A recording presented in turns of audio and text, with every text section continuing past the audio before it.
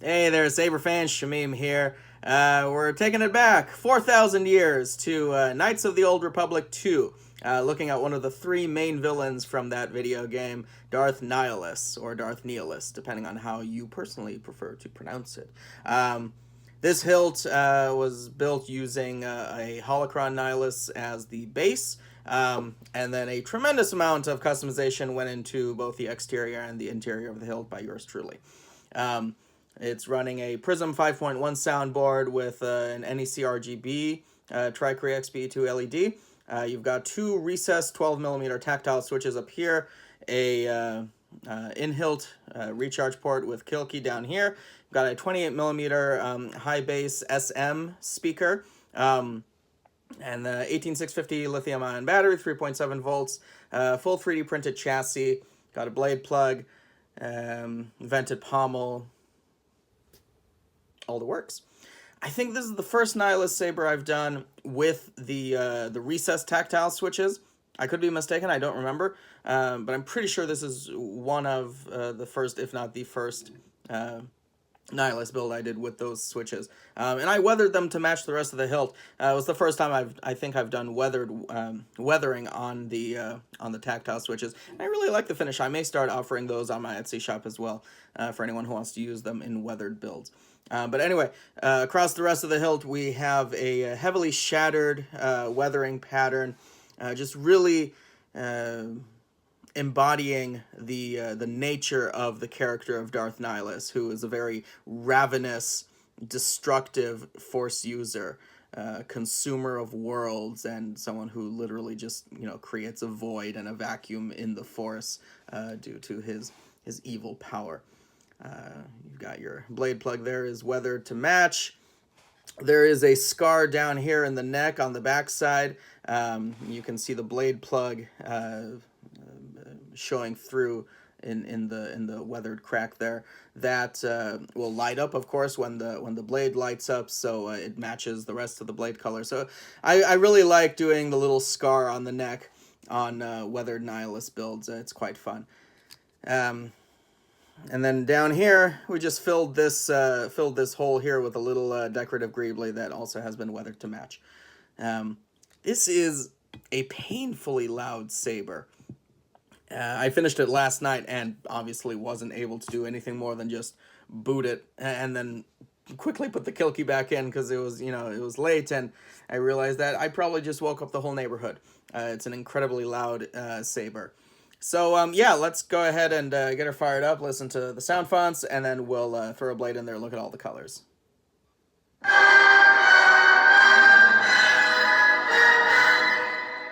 Painful.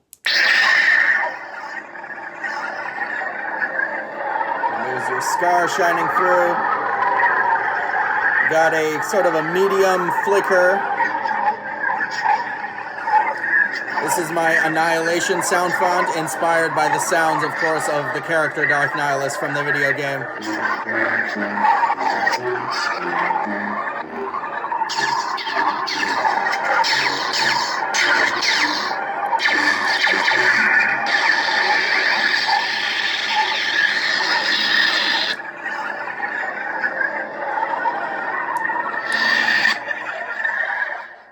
I love that fade off.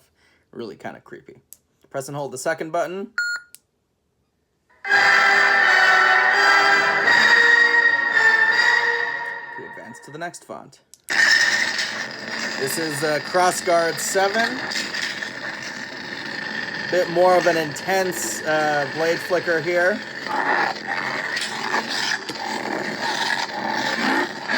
Really deep, low, aggressive hums.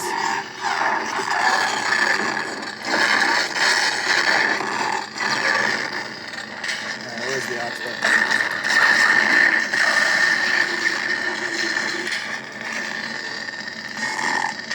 So press both of your switches together in sort of a 1-2 fashion to change colors.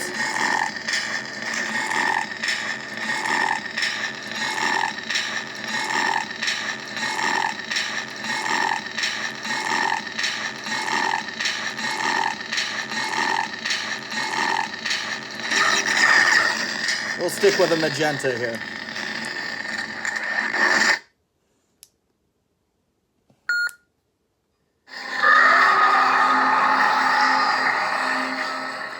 Necro, an original sound font, but very much inspired by the ravenous character of Darth Nihilus.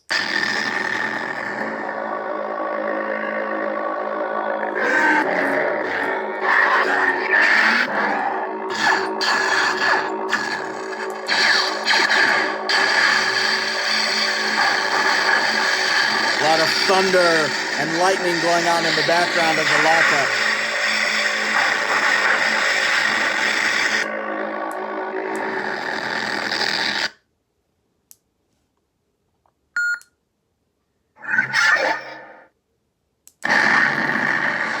Dark Lord Sauron with another intense blade flicker. This hum does not have the Lord of the Rings music in it, although that is an alternate file on the SD card if you opt for that instead.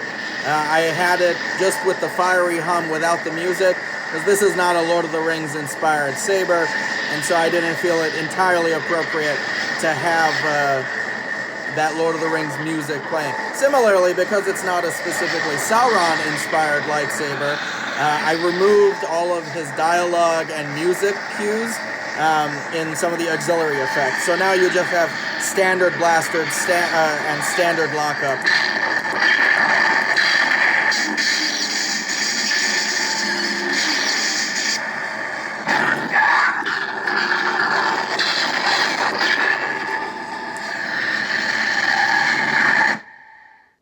You still have that nice subtle fade off.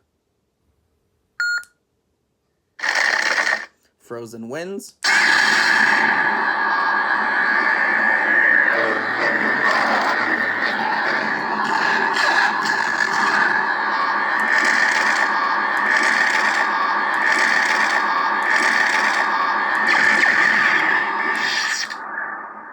A lot of these fonts have nice fade-off effects, and all of those effects have been configured via the SD card so that the blade shuts off as the sound of the shutoff happens, and then any additional sound effects happening after the blade shut off within the poweroff.wave sound file happen after the LED has turned off. So it's a really neat feature on Plector boards, and I'm sure many other boards have that feature as well. I'm just not as familiar with those.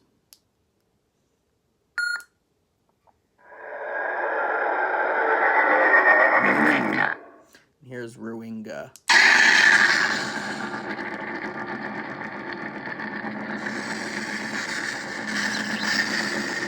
Bit more of a damaged sound font. You can hear the happening in the hum.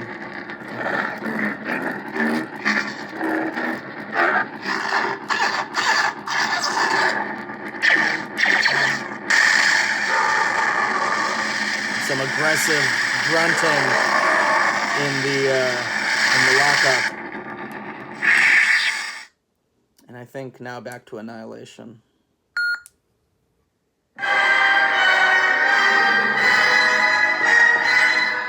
Your blade retention screw is right underneath the flange, the emitter lip right there. Just a standard 832 set screw. Loosen that with your Allen wrench. And blade plug comes out. There you can see your RGB LED. And there's the crack right in there. Hello. The saber accepts a 1-inch blade. I would rate it for light to medium dueling only, so please don't attack a brick wall with it. It may damage the brick wall. No, I'm kidding. It will definitely damage the blade and the hilt if you attack it brick wall with guerrilla-style heavy dueling. But light to medium should be fine. Let's take a look at these different colors. Got green with a white flash on clash.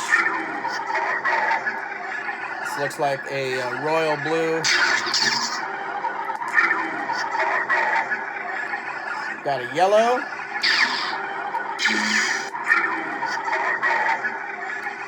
Purple. And it's a light blue, sort of an Arctic blue. This is a bit of a teal turquoise.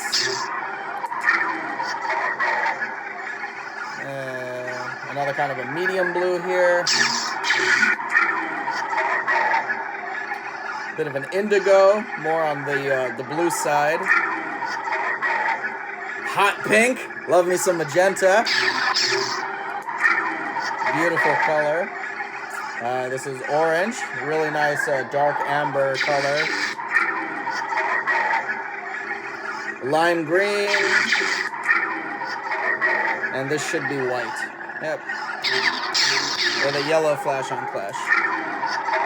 And I think back to standard red. There we go.